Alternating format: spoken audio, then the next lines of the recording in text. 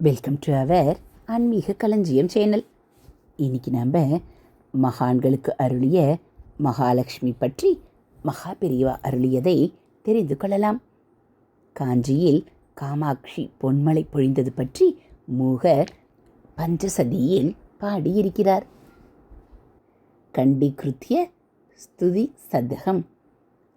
துண்டீர தேசத்தில் ஸ்வர்ண வருஷத்தை பொழிந்தவள் என்கிறார்.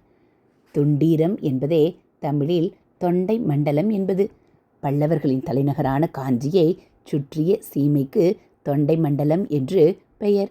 இப்போதும் இந்த சீமையில் பொன் விளைந்த களத்தூர் என்றே ஒரு ஊர் இருப்பது உங்களில் சிலருக்கு தெரிந்திருக்கலாம்.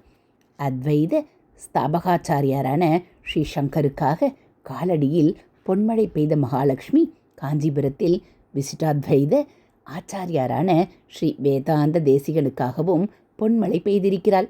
வேதங்களின் முடிவான உபனிஷதங்களில் கரை கடந்தவர் என்பதாக அவரை நிகமாந்த மகாதேசிகன் என்றே சொல்வார்கள். நிகமாந்த என்றாலும் வேதாந்த என்றாலும் ஒன்றுதான்.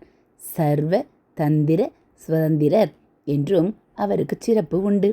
குதிரை முகம் கொண்ட மகாவிஷ்ணுவான ஹயக்ரீவர் அவருக்கு பிரத்யட்சம். வடக்கலை சம்பிரதாயத்திற்கு மூல புருஷர் அவர். தமக்கென்று திரவியமே வைத்து கொள்ளாமல் பிக்ஷை எடுத்துத்தான் ஜீவித்து வந்தார். பெரியவர்களாக யார் இருந்தாலும் அவர்களுக்கு விரோதிகள் இருப்பார்கள். அந்த பெரியவரை அவமானப்படுத்தி பார்க்க வேண்டும் என்று சூழ்ச்சி செய்கிறவர்கள் இருப்பார்கள்.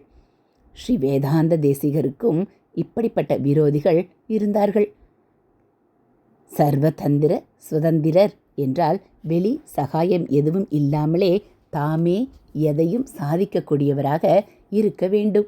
இந்த தேசிகன் அப்படி எதையும் சாதித்துவிட முடியாது என்று நிரூபித்துவிட வேண்டும். சர்வதந்திர சுதந்திர பட்டம் அவருக்கு பொருந்தாது என்று லோகத்துக்கு காட்டி மானபங்கப்படுத்த வேண்டும் என்று அவருடைய விரோதிகள் நினைத்து ஒரு சூழ்ச்சி செய்தார்கள். பரம ஏழையான ஒரு அசட்டு பிராமண பையன் கல்யாணமே ஆகாமல் ரொம்பவும் கஷ்டப்பட்டு கொண்டிருந்தான். பணம் புத்தி இரண்டும் இல்லாதவனுக்கு யார் பெண் கொடுப்பார்கள்? தேசிகரின் விரோதிகள் இந்த தடிமண்டு பிரம்மச்சாரியை கொண்டு அவரை அவமானப்படுத்தி விடலாம் என்று நினைத்தார்கள். இந்த பையன் போய் அவரிடம் தனக்கு பணமுடிப்பு வேண்டும் என்று பிரார்த்தனை பண்ணட்டும். அவரிடமோ திரவியம் இல்லை.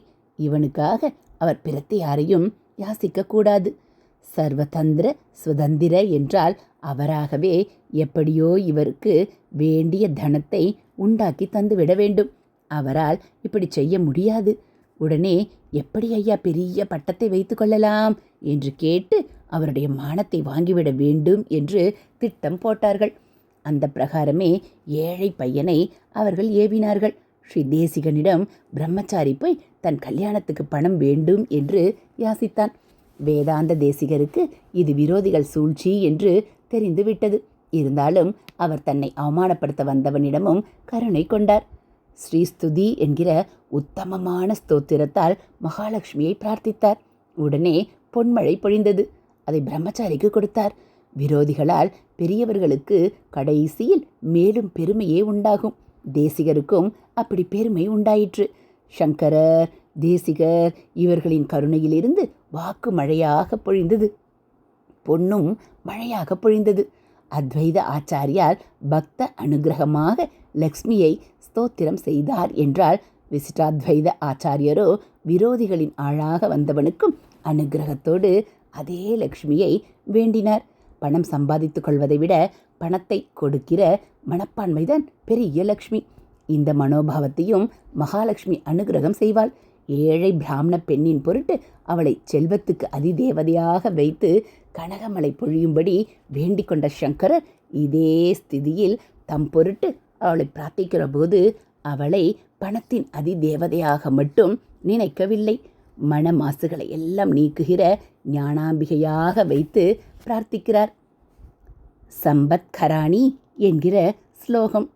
வைஷ்ணவர்கள் விஷ்ணுவை தகப்பனார் என்று சொல்லாமல் பெருமாள் என்றே சொன்னாலும் மகாலட்சுமியை தாயார் தாயார் என்றே சொல்வார்கள். அவள்தான் ஸ்ரீ மாதாவான பராசக்தி. ஆச்சாரியாலும் இங்கு மாதா என்று அழைத்து மாமேவ மாதர் அனிசம். உன்னை நமஸ்காரம் பண்ணிவிட்டால் போதும். அந்த நமஸ்காரங்கள் சம்பத்து, சகல இந்திரிய சந்தோஷங்கள், சாம்ராஜ்யம் எல்லாம் தந்துவிடும். ஆனால் இதெல்லாம் எனக்கு வேண்டாம். எனக்கு உன்னிடமிருந்து ஒரே ஒரு செல்வம்தான் வேண்டும். என் பாவங்கள் எல்லாவற்றையும் கிள்ளி எறிவதற்கும் உன்னை நமஸ்கரிப்பதே சாதனமாகிறது. செல்வ தேவதையான நீ எனக்கு தருகிற செல்வம் இந்த நமஸ்காரம்தான். இது என்னை விட்டு நீங்காமல் இருக்கட்டும் என்கிறார். எல்லோரும் துராசைகள் இல்லாமல் ஜீவனோபாயம் நடத்துவதற்கு மகாலட்சுமியை உபாசிக்க வேண்டும். ஆச்சாரியால் ஸ்ரீ தேசிகன் மாதிரி சொந்த நலனுக்காக இன்றி பரோபகாரமாக அவளை துதிக்க வேண்டும். எந்த செல்வம் வந்தாலும் வராவிட்டாலும் நம்மிடம் பாபமே சேராமல் நிர்மலமாக இருக்கிற செல்வத்தை விரும்பி அவளை நமஸ்கரிப்போம். ஹரஹர சங்கர ஜெய ஜெய சங்கர, ஹரஹர சங்கர ஜெய ஜெய சங்கர. மகாபெரிவா சரணம். இதுபோல் மகாபெரிவா அருளியதை நீங்கள் தினந்தோறும் கேட்கணும் அப்படின்னா மறக்காமல் நம்ம சேனலை சப்ஸ்கிரைப் பண்ணுங்கள். கூடவே பெல்லைக்கானை கிளிக் பண்ணி ஆளுங்கிற பட்டனையும் அழுத்திடுங்க. நம்ம சேனலில் வரக்கூடிய தெய்வத்தின் குரல் பகுதிகள், மகாபெரிவா மகிமை, மகாபெரிவா அருள்வாக்கு, ஆன்மீக கதைகள், ஆன்மீக தகவல்கள், ஸ்லோகங்கள் எல்லாம் உங்களுக்கு பிடிச்சிருந்தா ஒரு லைக்கும் கமெண்ட்டும் கொடுத்து உங்களுக்கு தெரிஞ்சவங்களுக்கும் ஷேர் பண்ணுங்க. ஹரஹர சங்கர ஜெய ஜெய சங்கர, ஹரஹர சங்கர ஜெய ஜெய சங்கர.